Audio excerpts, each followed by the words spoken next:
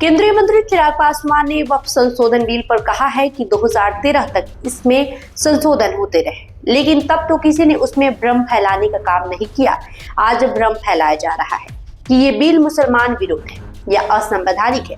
क्या भारत की संसद में कोई असंवैधानिक चीज आ सकती है? जो संशोधन हुआ है वो इस सोच के साथ किया गया है कि कैसे इसे और शक्तियां प्रदान की जाए, या जो लोग जिनके साथ अन्याय हो रहा है उन्हें कैसे न्याय दिलाई जाए। आज अगर किसी को इस बिल से परेशानी हो रही है तो वो ये लोग हैं जो इसमें भ्रष्टाचार करते हैं, गरीब मुसलमानों से उनका अधिकार छीनते हैं। शुरुआत में हमें भी कुछ समस्याएं थी और पार्टी की ओर से जेपीसी के सामने सुझाव दिए गए। पक्ष चाहते ही नहीं है कि गरीब मुसलमान आगे आए। आपको बता दें, चिराग पासवान ने कहा कि इससे पहले सीएए के समय इसी तरह का भ्रम फैलाया गया था। एक नागरिकता देने वाले कानून को नागरिकता छीनने वाले कानून के रूप में बनाकर देश भर में आगजनी का माहौल बनाया गया था। ये लोग केवल बंटवारे की राजनीति करके भ्रमित करने का काम कर रहे हैं। पारदर्शिता लाने की दृष्टि के साथ ये संशोधन किए गए हैं। लोक जनशक्ति पार्टी रामविलास इस बिल का समर्थन करती है। आपको बता दें कि केंद्र सरकार ने आज यानी बुधवार को लोकसभा में वक्फ बोर्ड संशोधन विधेयक पेश कर दिया। राज्यसभा में ये बिल गुरुवार को पेश किया जाएगा। वक्फ बिल पेश करते हुए संसदीय कार्य मंत्री किरेन रिजिजू ने कहा कि इससे अधिक संख्या में आज तक किसी भी बिल पर लोगों की याचिका नहीं आई। 284 डेलीगेशन ने अलग अलग कमेटी के सामने अपनी बातें रखी। 25 राज्यों की वक्फ बोर्ड ने अपना पक्ष रखा। पॉलिसी मेकर्स विद्वानों ने भी अपनी बातें कमेटी के सामने रखी। इस बिल का पॉजिटिव सोच के साथ विरोध करने वाले भी समर्थन करेंगे। हालांकि चिराग पासवान ने इस बिल पर और क्या कुछ कहा, आप इस वीडियो में देखिए। इससे पहले भी कई बार 2013 तक इसमें संशोधन होते रहे, तब तो किसी ने इस तरीके से भ्रम फैलाने का प्रयास नहीं किया।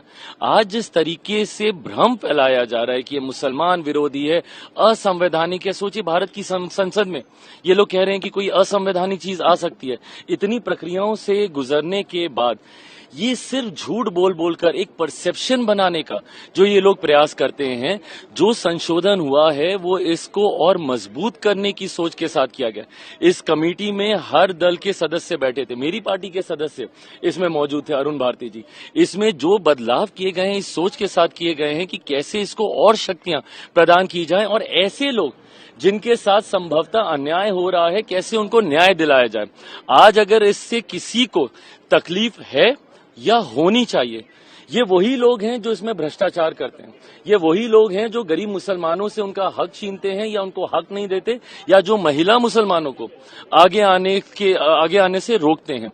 उन लोगों को जरूर इन संशोधनों से तकलीफ होगी। आज की तारीख में जो सकारात्मक संशोधन किए गए, भाई शुरू में हम लोगों को भी इश्यूज थे।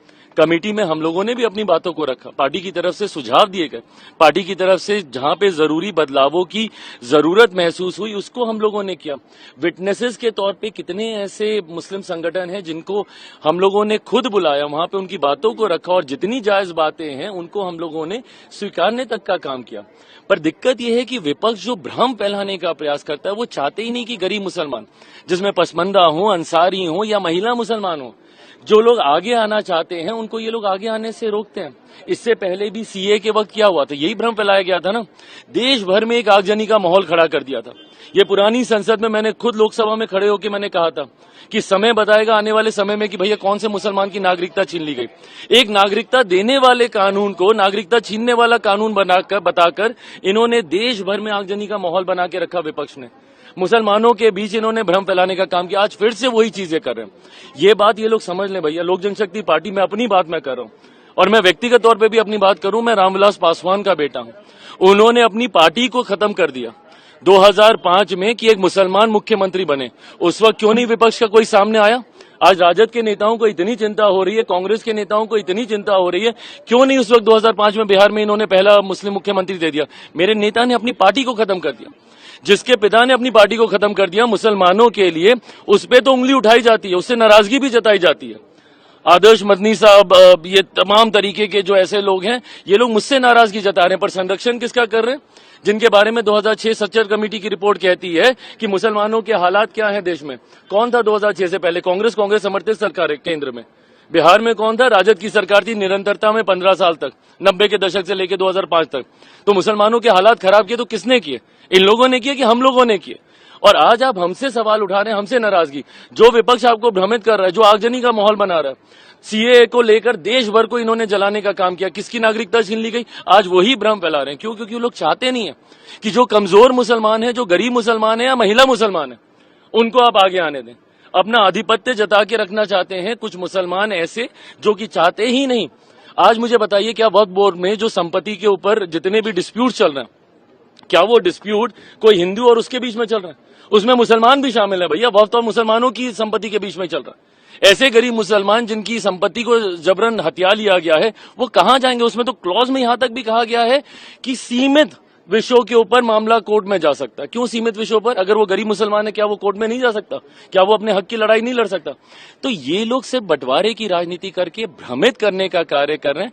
हकीकत में जो संशोधन हुए हैं, सकारात्मक संशोधन हुए हैं, पारदर्शिता लाने की सोच के साथ ये संशोधन किए गए हैं।